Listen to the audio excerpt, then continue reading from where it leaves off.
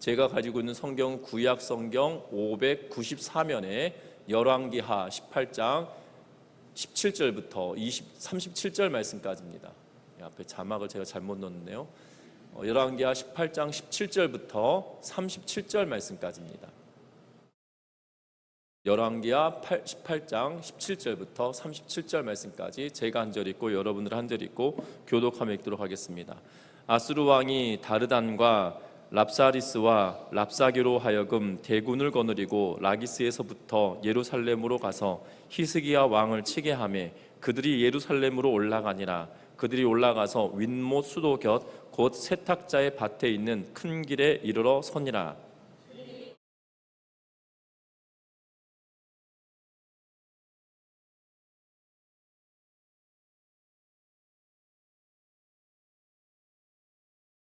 랍사게가 그들에게 이르되 너희는 히스기야에게 말하라. 대왕 아수르 왕의 말씀이 내가 의뢰하는 이 의뢰가 무엇이냐.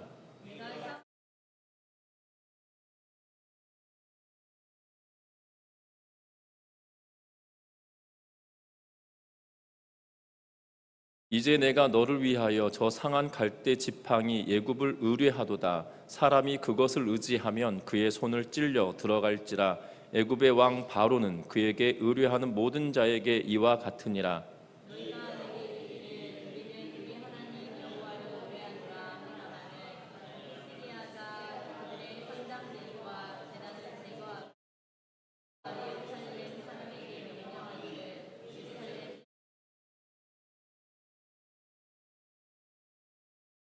청하건대 이제 너는 내 주 아수르 왕과 내기하라. 내가 만일 말을 탈 사람을 낼 수 있다면 나는 내게 말 2,000마리를 주리라.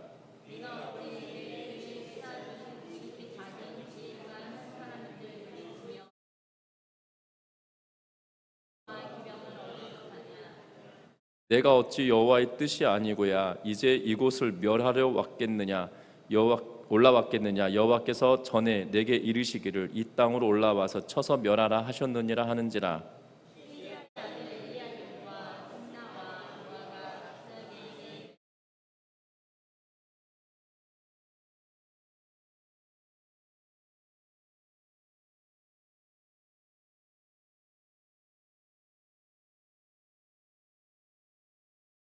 랍사게가 그에게 이르되 내 주께서 내 주와 내게만 이 말을 하라고 나를 보내신 것이냐.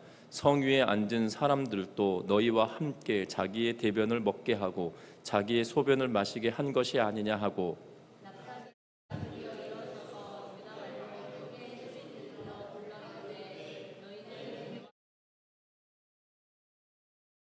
왕의 말씀이 너희는 히스기야에게 속지 말라. 그가 너희를 내 손에서 건져내지 못하리라.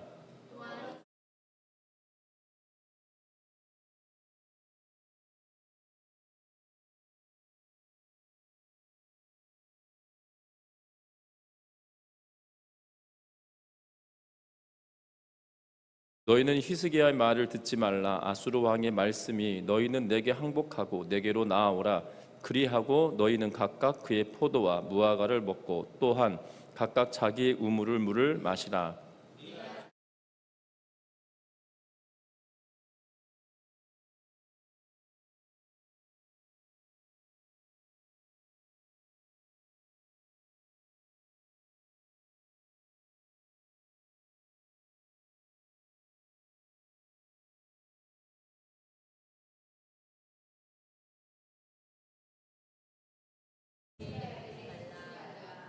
민족의 신들 중에 어느 한 신이 그의 땅을 아수르 왕의 손에서 건진 자가 있느냐.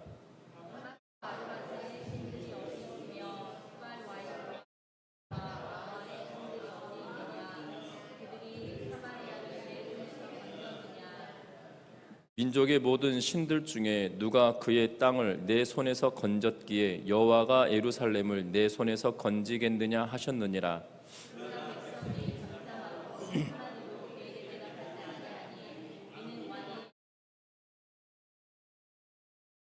같이 읽습니다. 이에 힐기야의 아들로서 왕궁 내의 책임자인 옐리암김과 서기관 셈나와 아삽의 아들 사관 요아가 옷을 찢고 히스기야에게 나아가서 랍사게의 말을 전하니라. 아멘. 우리 서로 인사 나누고 말씀 나눕니다. 사랑하고 축복합니다. 도널드 맥컬로우가 내가 만든 하나님이라고 하는 책을 썼습니다. 그 책 가운데 이러한 내용이 들어 있는데요. 뭐라고 이야기하냐면 해밍웨이는 한 이야기를 통해 파코라는 이름이 얼마나 흔한지 보여주었다라고 기록합니다. 어떤 아버지가 마드리드로 가서 신문에 광고를 냈습니다. 그 광고의 글귀는 이러했습니다. 파코야, 모든 것을 용서해 줄 테니 수요일 낮 12시에 모나나 호텔에서 만나자 아버지가 라고 하는 글귀로 신문에 게재했습니다. 다음날 행정당국은 민병대를 동원해서 호텔 앞에 모여있는 800여 명의 청년들을 해산시켜야만 했다라고 말합니다. 우리도 모든 것을 용서받기 위하여 간절히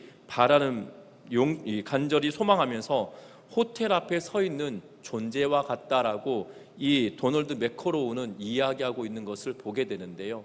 하나님은 우리를 부르시는데 정말 이 파코의 아버지가 그냥 광고를 냈는데 마드리드 안에 사는 파코가 적어도 800명인 거잖아요. 그 광고를 보고 아버지한테 나온 사람이 800명이라는 뜻이고 또 그 광고를 못 본 파코도 있을 거고 봤어도 우리 아버지가 용서해 주신다고 결탄코 그럴 리 없어 라고 하는 파코도 있을 겁니다. 그런데 이 파코라고 하는 이름이 800명이나 있어서 그 800명이 이 모나나 호텔 앞에 모여 있으니 얼마나 깜짝 놀랐겠어요. 아들이라고 하니 그 청년, 이 남자의 이름인 걸로 보여지고 남자 800명이 호텔 앞에 모여 있으면 여러분들 어떤 느낌이 드실 것 같으십니까?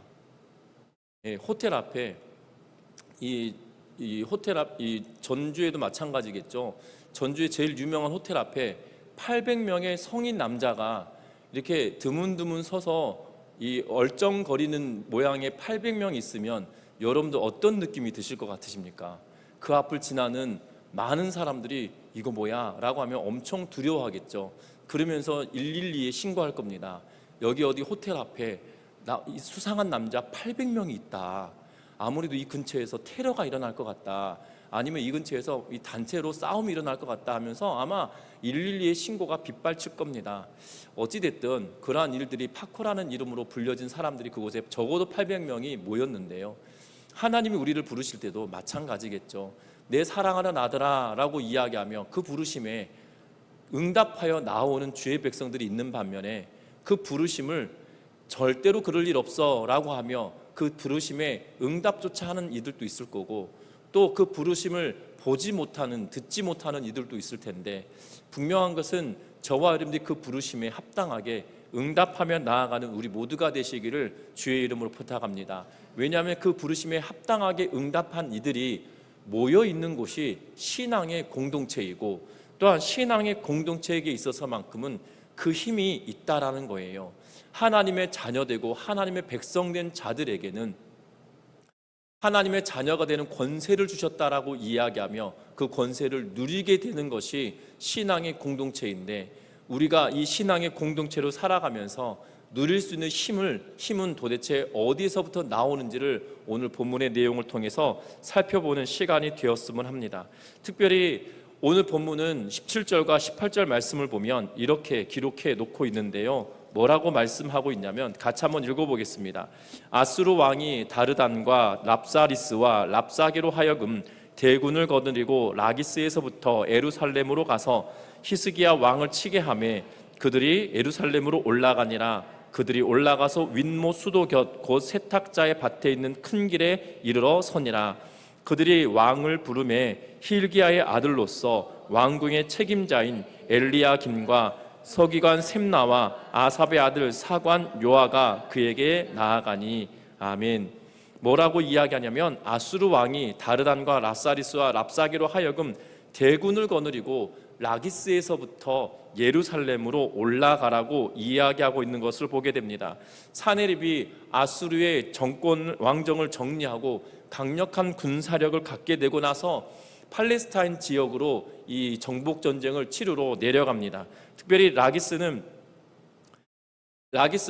지금 블레셋 지역의 한 도시이거든요. 그곳을 점령하고 지금 예루살렘으로 향하여 올라가라고 이야기하고 있는 것이 17절 말씀입니다.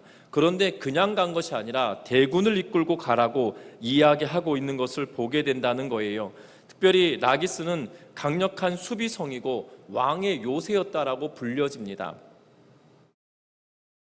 그리고 이 유다 산지와 해안 평야 사이에 있는 그러한 이 요새와 같은 그러한 성읍이다라고 이야기하고 있거든요.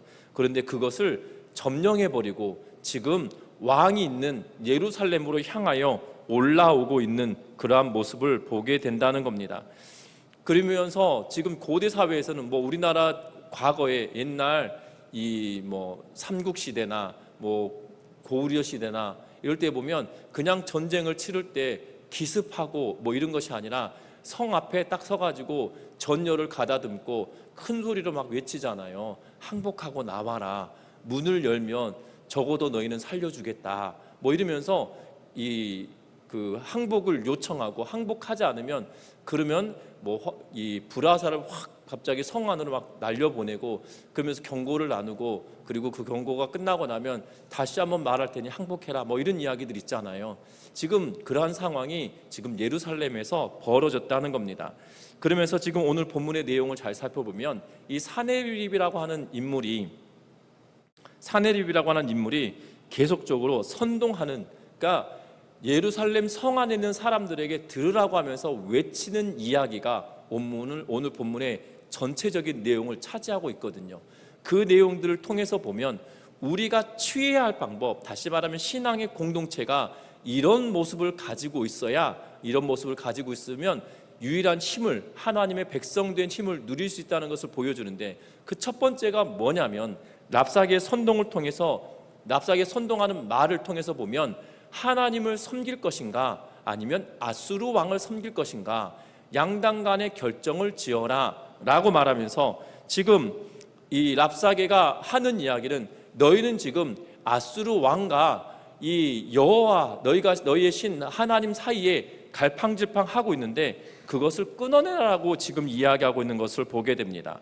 특별히 19절과 20절에 반복적으로 하는 질문이 있는데 뭐라고 질문하고 있냐면 17장 19절과 18장 19절과 20절 말씀에 보면 랍사게가 그들에게 이르되 너희는 히스기야에게 말하라.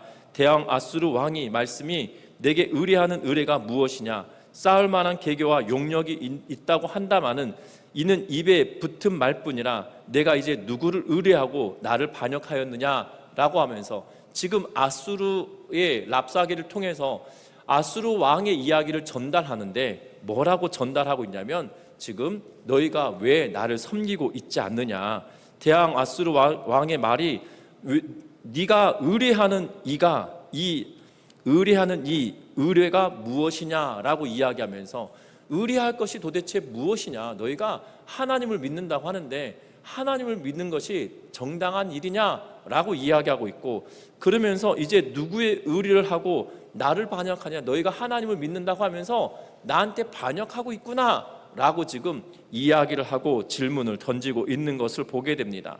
분명한 것은 유다 왕이 싸울 능력이나 계략이 있다는 말은 오직 말뿐이다, 하나님이 도와주실 거다라고 말하는 것은 말뿐이다 라고 하며 지금 뭘 요청하고 있냐면 나를 따르라, 아수르 왕을 따라야만 한다, 아수르 왕을 의뢰해야만 한다라고 이야기하고 있는 것을 보게 되죠.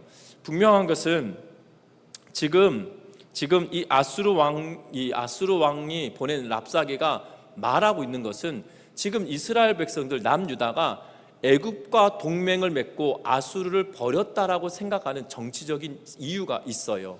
하나님을 검명하지만 사실 너희가 나를 버리고 애굽을 등에 업고 나와 전쟁을 치르려느냐, 애굽은 지는 해고 우리는 뜨는 해다라는 의도로 말하고 있는 것을 보게 된다는 겁니다. 그리고 애굽과 동맹을 맺고 아수르에게 반란을 일으켰다라고 생각을 하고 있기에 히스기야가 애굽과 동맹을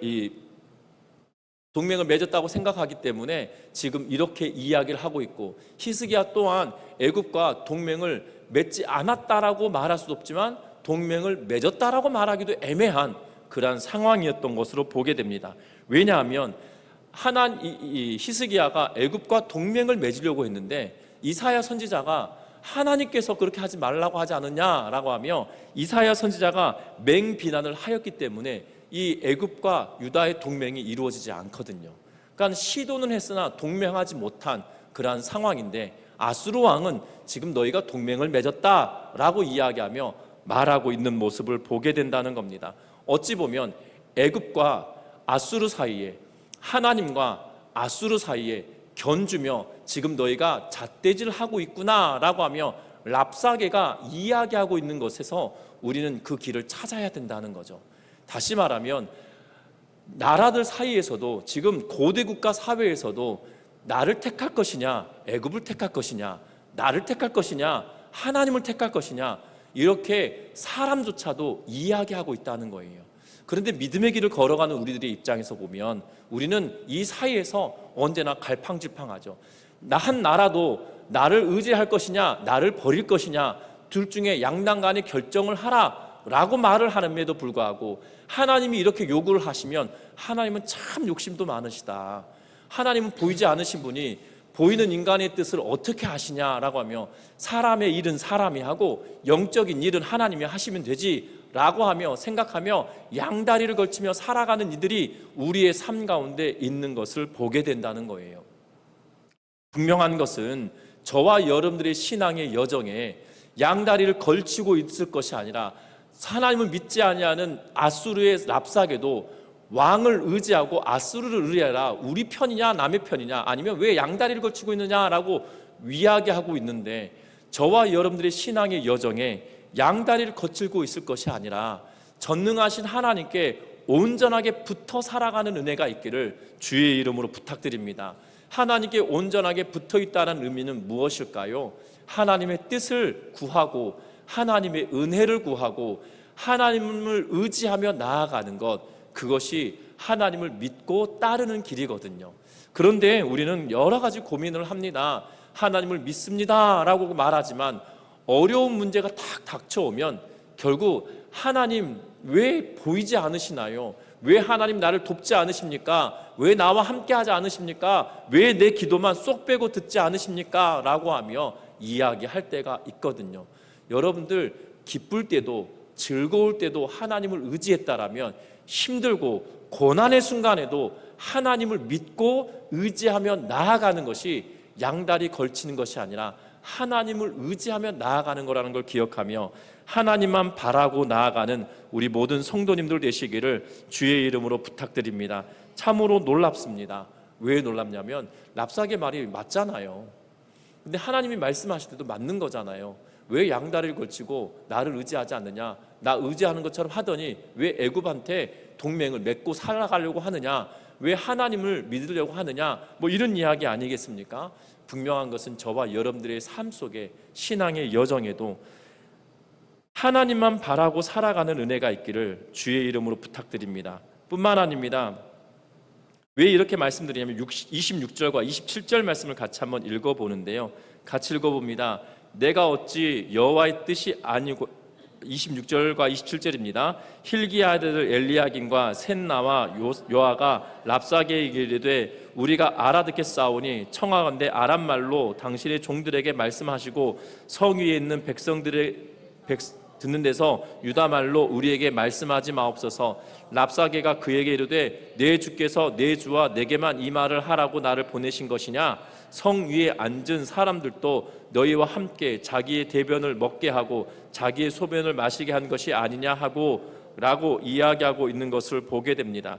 백성들이 랍사게의 말을 듣고 히스기야 왕에 대한 불신이 생겨서 불평할 것이기 때문에 두려워하며 지금 협상을 하려고 하는 그러한 모습을 보게 되죠.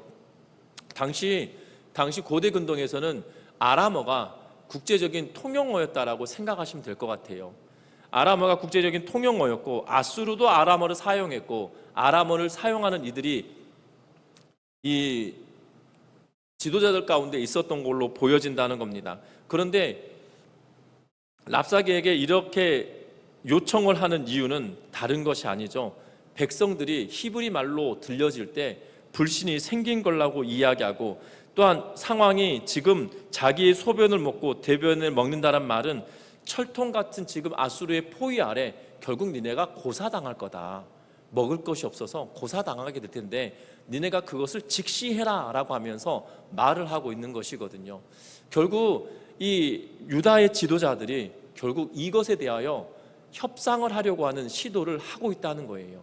중요한 것은 들리는 소리가 있다 할지라도 분명한 것은 고난과 어려움으로 말미암아 백성들이 요동하는 것을 두려워할 문제가 아니라 진짜 두려워해야 될 것은 하나님이시라는 거죠. 진짜 두려워할 것은 하나님이시라는 사실이에요.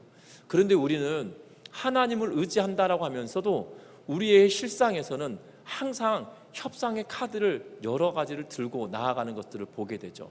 문제가 생기면 이것을 꺼내볼까 저것을 꺼내볼까 만지작거리며 하나님을 의지하고 두려워하기보다 그 사태가 상황이 더 염려가 되어지는 것을 보게 되죠. 이것이 양다리 걸치고 사는 그러한 인생이라는 거예요. 저와 여러분들이 양쪽을 견주며 어디가 나에게 이익일 것인가를 견주는 것이 아니라 전심으로 하나님을 바라며 나아가는 은혜가 있기를 주의 이름으로 부탁드립니다. 여러분들 하나님을 의지하는 게 손해인 것처럼 느껴질 때도 있어요. 그렇지 않겠습니까? 왜냐하면 성경의 인물들을 통해서만 봐도 하나님의 믿음으로 살아가는 믿음의 사람들에게 시련과 고난이 전혀 없는 게 아니거든요. 여러분들 아브라함이 가나안을 향해서 가라라고 말씀하셨잖아요. 가나안 땅을 향해서 하나님을 의지하고 왔습니다. 그러면 가나안 땅에 하나님 말씀 의지하고 딱 왔으니 어떤 일이 벌어져야 됩니까? 하나님이 보내시는 것이 확실하다는 근거를 하나님께서 보여주실 수 있는 것이 뭐냐면 가나안 땅에 딱 도착했더니 엄청난 풍년을 맞이하게 된 거죠. 아니면 가나안 땅에 딱 도착했더니 갑자기 생산할 수 없었던 짐승들이 많은 생산을 하여서 갑자기 데리고 왔던 짐승들의 숫자가 개체수가 갑자기 확 늘어나는 거, 그런 것을 경험해야 되지 않겠습니까? 저만 그런가 봅니다. 그렇지 않을까요? 하나님 말씀 붙들고 가나안 땅 왔어요. 여러분들 갈대아 우르에서 가나안 땅까지 오는 길은 적지 않은 길이거든요. 근데 가나안 땅에 딱 왔더니 무슨 일이 벌어지냐면 엄청난 기근이 있는 거예요. 그것도 이삭 때에 뭐라고 이야기하냐면 그때에 기근이 이르렀다라는 표현을 쓰는 것은 그때라는 표현은 아브라함 때문에 겪었던 큰 기근과 같이 그러한 기근이 있었다라는 의미거든요. 우리로 말하면 이런 거잖아요. 100년 만에 큰 태풍이 왔다, 100년 만에 폭설이 왔다, 이런 것처럼 100년 만에 몇 년 만에 엄청난 기근이나 엄청난 어려움이 닥쳐왔다라는 의미로 말하고 있는 거예요. 여러분들 잘 생각해 보시면 아브라함이 가나안 땅에 도착했을 때가 75세니까요. 75세 때 아브라함이 100세 때 아들을 낳고, 그리고 아들이 40세 되었을 때 결혼을 하고 60이 되었을 때 자녀를 낳거든요. 그러면 결혼하고 나서 이 옮겨가던 시기 때문에 거의 6, 70년 만에 지금 큰 기근이 그 땅에 임한 거예요. 그 땅에 임한 거예요. 그만큼이나 큰 기근이 아브라함 때에 왔는데 그러면 어떻게 할 것 같으십니까?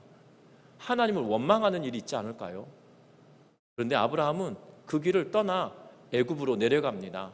그리고 다시 올라오게 되어지죠. 분명한 것은 하나님을 믿고 하나님을 의지하며 나아갈 때 어려움이 없는 게 아니에요. 어려움이 있고, 어려움이 정말 피할 수 없는 엄청 큰 어려움이 있다 할지라도 하나님은 우리를 그대로 두시는 것이 아니라 인도에 가시고 우리를 통하여 하나님의 일을 해가고 계신다는 것을 기억하며 곁길 두는 것이 아니라 주만 의지하고 살아가는 우리 전미중학교의 온 성도님들 되시기를 주의 이름으로 부탁드립니다. 뿐만 아닙니다. 랍사게는 28절 말씀에 뭐라고 이야기하고 있냐면, 랍사게가 드디어 일어서서 유다말로 크게 소리질러 이르되 너희는 대왕 아수르 왕의 말씀을 들으라 라고 이야기합니다.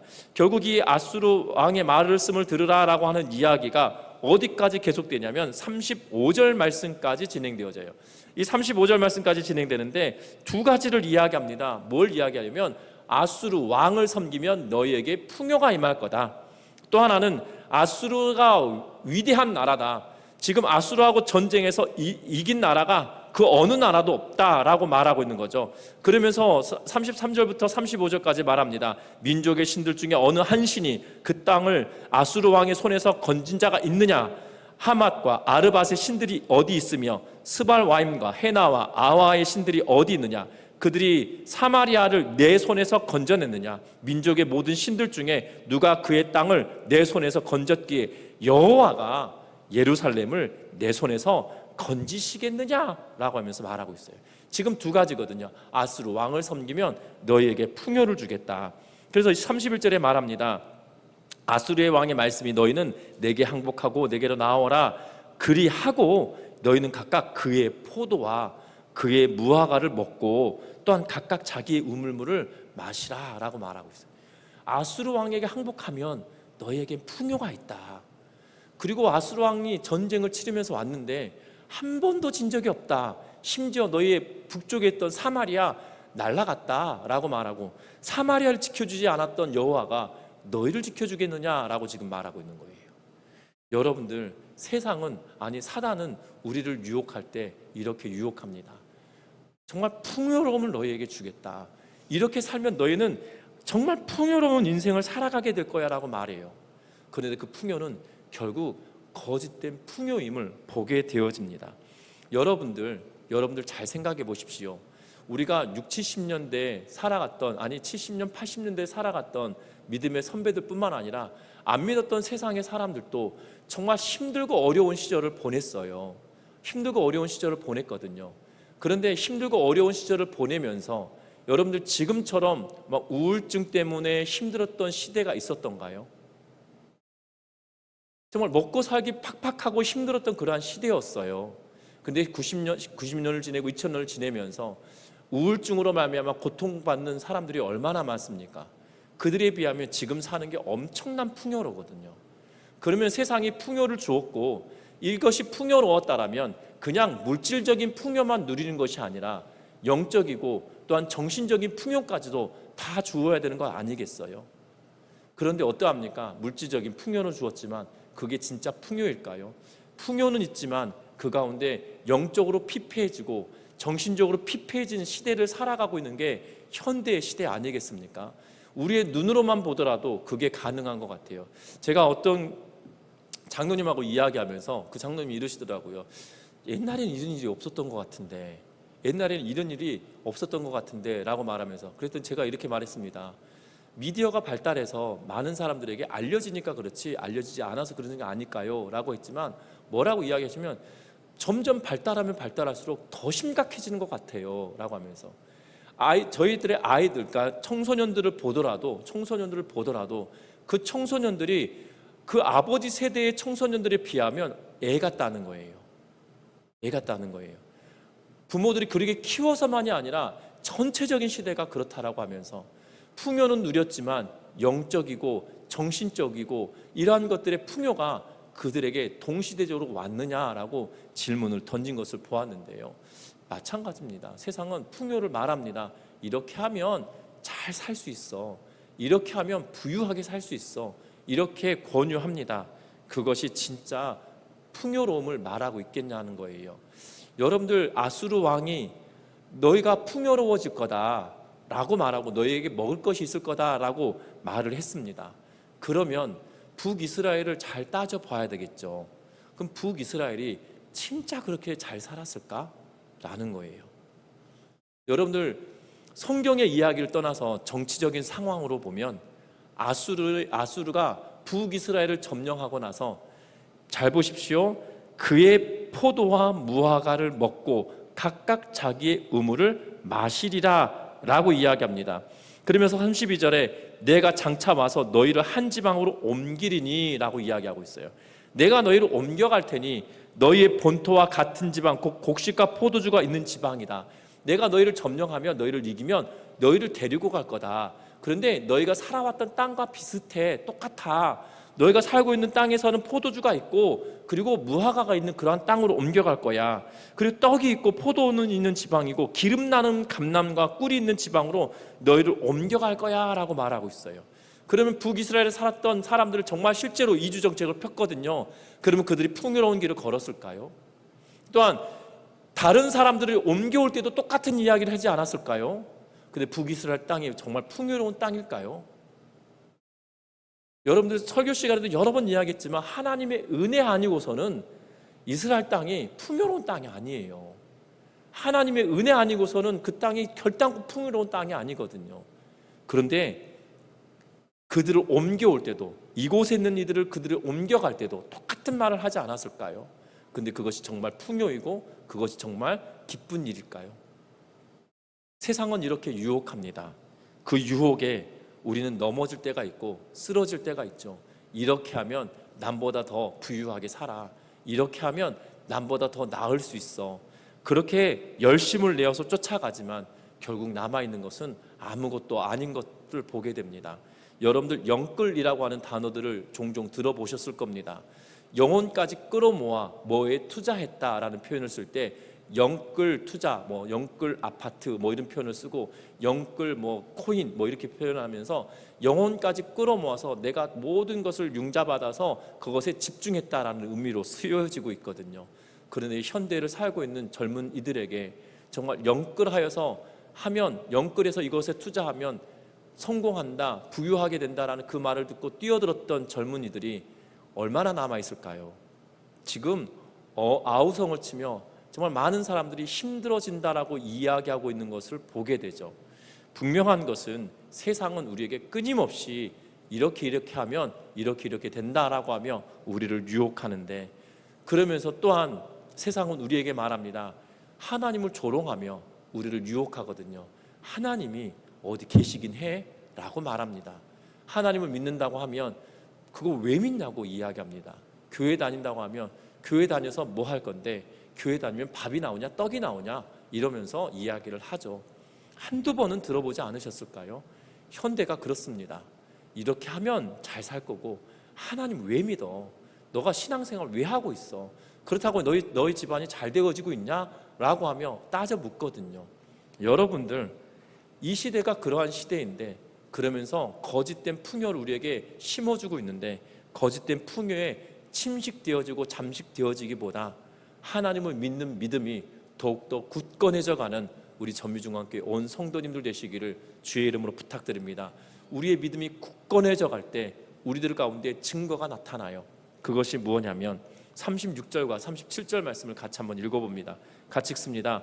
그러나 백성이 잠잠하고 한마디도 그에게 대답하지 아니하니 이는 왕이 명령하여 대답하지 말라 하였음이라. 이에 hil기야의 아들로서 왕궁 내 책임자인 엘리야김과 서기관 셈나와 아삽의 아들 사관 요아가 옷을 찢고 히스기야에게 나아가서 랍사게의 말을 전하니라. 아멘. 오늘 본문의 내용을 보면 유다 백성의 반응을 꼭 집어 이 열왕기야 저자는 기록해 놓고 있어요. 뭐라고 이야기합니까? 백성이 잠잠하고 한마디도 그에게 대답하지 아니하였다라고 말하고 있는 것을 보게 됩니다. 믿음으로 살아가는 이들에게 정말 이 땅이 주는 유혹과 또한 양다리를 걸쳐야 되는 상황이 생기는 이때 그것을 떨쳐내고 하나님만 바라보고 나아가는 우리들에게 나타나는 증거는 대꾸하는 것이 아니에요. 대꾸하는 것이 아닙니다. 우리는 항상 하나님을 변론하려 하거든요. 우리 하나님을 변호하려고 합니다. 어떤 이가 예수 믿는 것이, 신앙생활하는 것이 나은 것이냐라고 물으면 우리는 목에 핏대를 세우고 예수 믿어야지 이러면서 말할 때가 있는데요.